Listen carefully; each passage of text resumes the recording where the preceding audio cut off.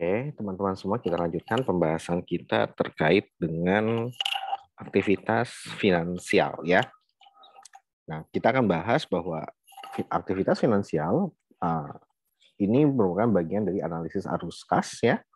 Dan kalau saya mengklasifikasikannya, analisis arus kas ini merupakan bagian dari analisis akuntansi, masih satu kesatuan ya. Nah, seperti itu. Mungkin ada dosen lain yang mengklasifikasikannya sebagai analisis bagian dari analisis finansial, yaitu silakan saja. Cuman saya berargumen bahwa ya ini masih satu kesatuan karena begitu ini semua udah beres, barulah nanti tinggal dianalisis secara finansial atau rasio-rasio keuangan ya. Artinya setelah di recasted dan sebagainya, cash flow juga udah di screening ya, kalau ada perubahan berarti nanti tinggal diubah. Nah, baru nanti analisis rasio itu yang terakhir gitu ya, untuk melihat bagaimana perubahannya sebelum dan setelah di recasting ya. Oke, selanjutnya adalah terkait dengan aktivitas financing. Kita sudah tahu bahwa terdiri ya pada dasarnya aktivitas financing itu ada dua ya, ada liabilities atau ya bahwa suatu perusahaan ingin membiayai apa namanya pembelian peningkatan kapasitas produksi gitu ya, artinya untuk menambah inventory. Kalau manufaktur kan kapasitas produksi ditambah. Nah, kalau perusahaan dagang berarti pembelian inventory ditambah juga gitu ya. Nah, itu berarti merupakan investasi operasional gitu ya. Nah, kalau investasi yang non operasional seperti aset tetap yang tidak terkait langsung dengan bisnis perusahaan gitu ya. Jadi bundling gitu. Jadi kalau gedung kan dipakai buat selain ya mungkin proses produksi juga proses pemasaran, artinya banyak gitu ya, tidak langsung spesifik. Nah, seperti itu. Nah, maka duitnya dari mana? Nah, duitnya bisa minjam via liabilitas atau bisa nerbitin saham via ekuitas gitu ya. Nah, sebenarnya cuma dua ini aja. Nah, terus gunanya apa? Bagi kita untuk melakukan analisis aktivitas financing ya. Karena kan ini sebetulnya kalau berkaitan dan liabilitas ya, kita sudah melakukan analisis akuntansi, which is kalau ada undo accounting distortions gitu ya, ya berarti kan kayak leasing di undo gitu ya. Nah, terus ini diulang lagi kah? Nah, pertanyaan seperti itu biasanya para mahasiswa ya. Nah, pada dasarnya ya memang diulang kembali, dan kalau sudah di apa undo ya nggak, memang tidak masalah kita screening ulang dari tapi dari perspektifnya arus kas gitu ya. Kalau ini kan arus kas investasi, ya kita lihat berarti akun-akun terkait arus kas via pembiayaan gitu ya. Berarti kita lihat akun-akun yang terkait dengan arus kas pembiayaan itu akun mana aja ya.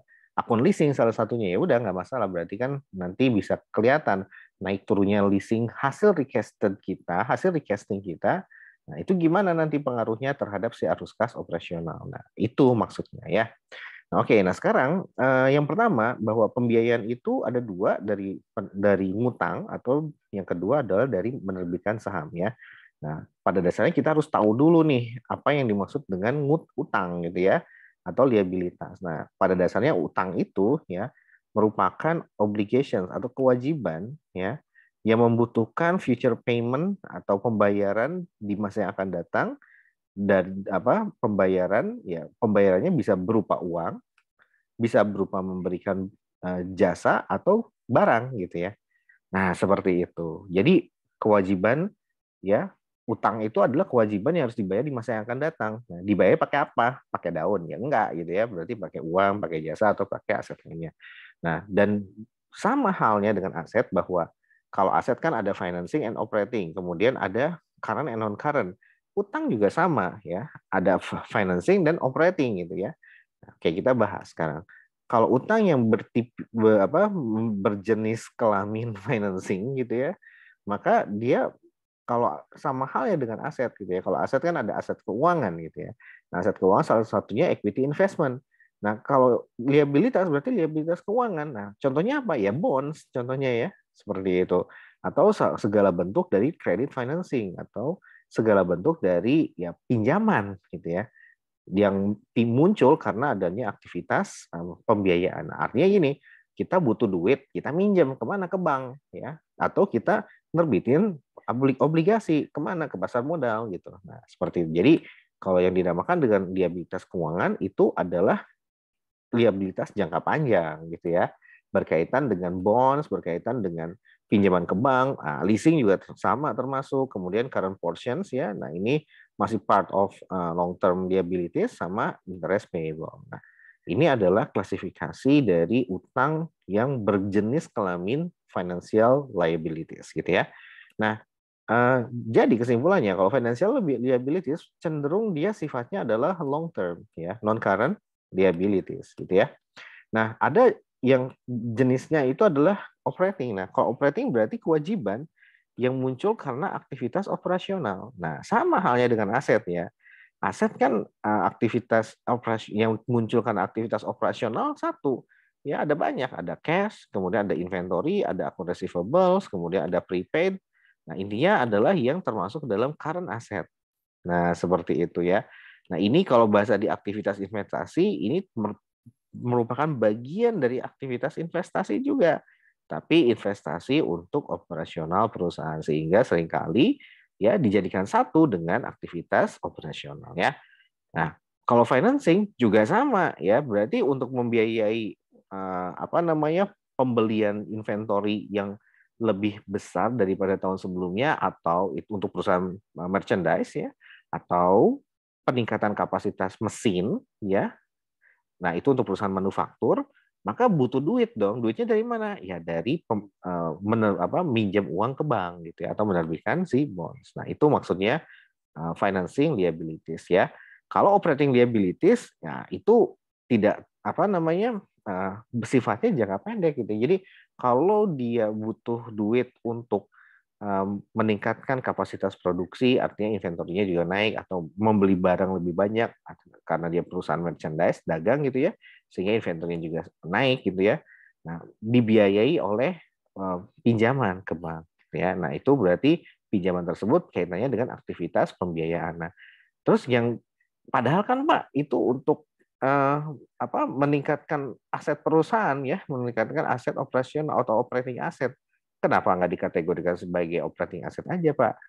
Atau operating liabilities aja Pak? Nah, jawabannya adalah di sini bahwa yang berkaitan dengan operating liabilities itu timbul dari transaksi dengan supplier rata-rata gitu ya. Nah, jadi suppliers ya gitu ya, sifatnya berarti hanya jangka pendek ya. Seperti notes payable, kemudian ada revenue, kemudian advance payment dari pelanggan biasanya suka ada uh, uang titipan gitu ya atau advance itu pembayaran diterima di muka. Kemudian ada tax payable, post retirement obligations gitu ya. Jadi ini untuk kewajiban pensiun. Kemudian ini gaji sama accrual expense lainnya ya.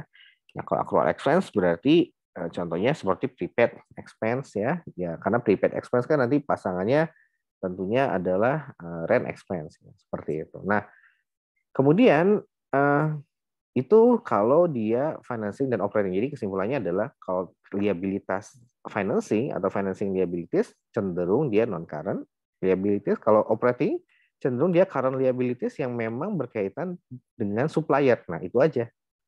Artinya apa? Artinya kalau kita mau meningkatkan kapasitas produksi, ya nggak minjem dari supplier dong, kita minjem dari bank. Nah, maka tetap kategorinya adalah financing activities ya. Jadi yang pure operating liabilities hanyalah yang memang berkaitan dengan customer, sifatnya juga mungkin kecil gitu ya. Kita beli inventory, ngutang dulu deh gitu ya. Nah, seperti itu. Nah, jadi itu yang mesti dibedakan. Jadi ketika kalian menganalisis harus salesnya harus jalan. Nah, kemudian yang kedua, dari perspektif current dan non current ya, current itu berarti liabilitas lancar ya. Maka ini sama halnya dengan current aset ya, bahwa current aset itu aset yang ditahan di neraca perusahaan itu kurang dari 1 tahun, artinya tahun depan udah dijual gitu ya. Nah, seperti itu. That's why not current asset. Nah, kalau current liabilities berarti utang yang ada di neraca perusahaan yang akan dibayar ya kurang dari 1 tahun. Jadi utangnya tahun depan udah harus dilunasi gitu ya. Nah, itulah current asset ya. Current liabilities. Nah, jadi membutuhkan the use of current asset gitu ya, di mana settlement-nya atau pelunasannya membutuhkan ya penggunaan dari si current asset. Ya apa current asetnya? Ya cash gitu ya, melunasi utang kan dengan cash. Nah, rata-rata seperti itu. Oke, nah pada prakteknya current liability itu dia dicatat pada maturity value, gitu ya. Artinya tidak berlaku time value of money, gitu ya. Jadi kalau misalkan, karena kan cuma 1 tahun, gitu ya. Misalkan nilai nominalnya adalah 2 juta, ya udah berarti nilai saat ininya tetap 2 juta gitu loh maksudnya ya. Nah, jadi bukan pada present value-nya. Nah, kenapa ya tadi ya? Karena short period of time. Nah, ini dia ya, short period of time atau waktu yang ya cuman sebentar ya, kurang dari 1 tahun. Sehingga tidak perlu di present value kan, langsung aja nilai di 1 tahun kemudian sama dengan nilai di hari ini. Nah, then yang kedua adalah non current ya. Non current ini adalah ya kewajiban yang dia akan jatuh tempo atau harus dibayar di tahun yang akan datang atau lebih dari 1 tahun gitu ya. Nah, non current liabilities ini ada berbagai macam bentuk ya, dan apa namanya terkait dengan pengukurannya ya memerlukan ya disclosure of all restriction and covenants ya. Nah, jadi ketika kita melakukan pinjaman ke bank ya sifatnya non current liabilities karena pinjamnya harus dilunasi dalam waktu 5 tahun dan biasanya cukup besar gitu ya.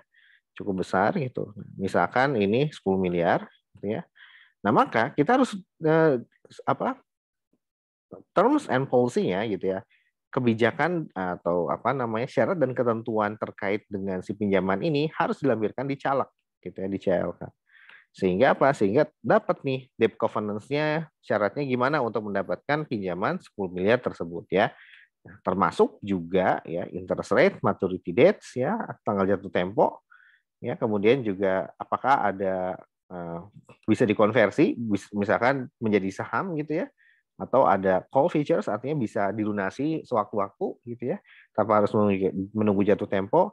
Nah, atau ada ya other provisions ya, atau ada jaminan di sini ya, dan ada sinking fund ya, maksudnya pinjaman tersebut mewajibkan perusahaan membuat sinking fund. Sinking fund itu adalah dana cadangan ya, dana cadangan untuk melunasi si utang tersebut ya. Nah, dan revolving credit option artinya ini aturan-aturan terkait dengan kebijakan kredit lainnya ya. Seperti itu. Nah, itu semua mesti dicantumkan di CALK. Ya, kenapa? Karena penting gitu. Karena sifatnya jangka panjang akan mempengaruhi cash flow secara jangka panjang dan juga akan mempengaruhi forecasting kita gitu ya. Sehingga kita harus firm dapat seluruh informasi yang dibutuhkan untuk menganalisis apakah ya terjadi distorsi atau tidak di non current liabilities ini. Nah, khususnya leasing ya.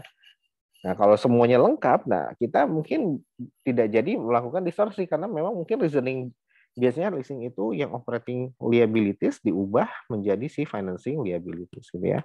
Nah, kalau memang disclosure-nya bagus, kita bisa memahami alasan kenapa si leasing tersebut dikategorikan sebagai operating ya.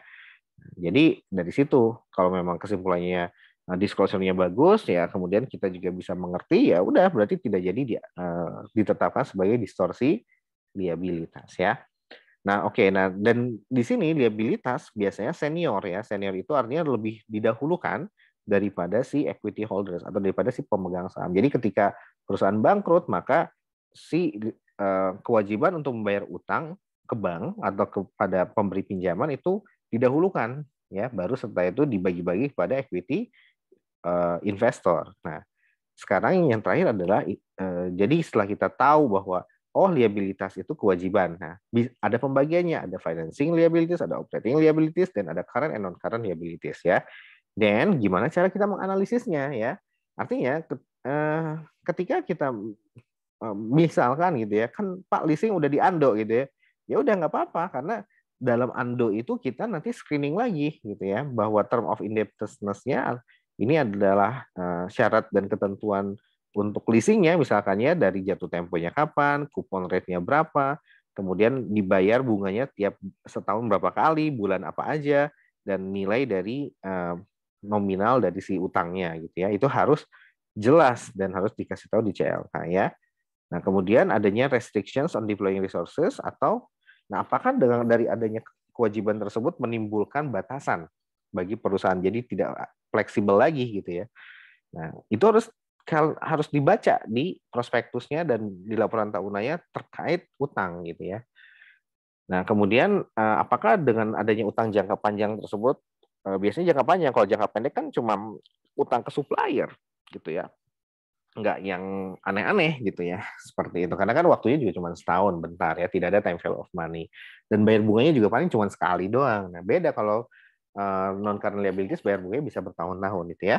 Nah, sehingga kita harus melihat ya kemampuan sama fleksibilitas dari perusahaan apabila ya untuk gali lubang tutup lubang ya, further financing itu gali lubang tutup lubang. Ya kalau misalkan dia debt to equity ratio-nya udah 80%, artinya debt-nya itu udah 80%-an, ya maka dia udah nggak bisa lagi minjem duit ya. Artinya apa? Dia harus mampu melunasi utang ini. Nah kalau enggak ya default, ya dia dijatuhkan pailing. Nah kemudian dianalisis juga kewajiban untuk working capital gitu ya. Ada nggak syarat bahwa working capitalnya harus berapa? Working capital itu current asset dikurang current liabilities gitu ya. Nah, debt equity rasionya harus berapa? Misalkan rata-rata 30 sampai 70 ya. Nah, dan apa syarat dan ketentuan lainnya. Nah, ini juga harus dilihat gitu ya. Jadi selain nilainya, kita lihat juga data kualitatifnya ya. Data syukur-syukur dicantumkan di kontrak ya. Biasanya kalau perusahaan yang bagus, pertama dijelaskan secara rinci di CLK, kemudian yang kedua kontraknya juga dilampirkan. Kalau seperti itu kita bisa mengambil kesimpulan, oh oke, bisa memahami lebih dalam kontraknya dan kita bisa dapat, oh ternyata untuk kontrak yang puluhan miliar itu ternyata ada syarat working capital misalkan atau syarat debt to equity ratio gitu ya. Nah itu harus kalian cari di prospektus. Syukur-syukur ada ya, biasanya ada perusahaan yang baik yang ngasih tahu. Nah, kalau nggak ada ya udah susah gitu ya, kita tidak bisa mengukur dengan pasti. Nah, dan juga perhatikan adanya fitur dari yang menyebabkan konversi yang bersifat dilutif gitu ya. Nah, maksudnya apa, Pak? Maksudnya adalah si obligasi biasanya ya itu memiliki fitur untuk convertible bond gitu ya, dikonversikan. Nah, kalau dikonversikan artinya dikonversikan ke saham perusahaan. Nah, seperti itu. Nah, apakah punya enggak tuh? Kalau punya berarti nanti hati-hati kita ketika melakukan forecasting harus setting kapan tanggal jatuh tempo si convertible bonds tersebut. Nah, ketika jatuh tempo maka kita bisa menggunakan asumsi bahwa oke dia akan melunasinya dengan utang tersebut akan dikonversi menjadi saham. Nah, seperti itu ya. Nah, jadi harus hati-hati ya. Jadi karena bonds itu biasanya ada yang convertible bonds ya. Nah, kemudian apakah dari perjanjian utang piutang jangka panjang tersebut ada larangan ya untuk menggunakan dana dari utang tersebut dalam rangka membayar dividen? Nah, biasanya ini nggak boleh gitu ya. Biasanya di state bahwa uang yang dari si bank tersebut nggak boleh dimanfaatkan untuk bayar dividen ya. Nah, seperti itu. Jadi kadang minjem hanya buat bayar dividen ya, kasihan dong ya, perusahaannya makin cekak gitu. Nah, seperti itu. Nah, itu yang harus diperhatikan dalam melakukan analisis terhadap liabilitas. Oke, kita lanjutkan pada pertemuan selanjutnya ya.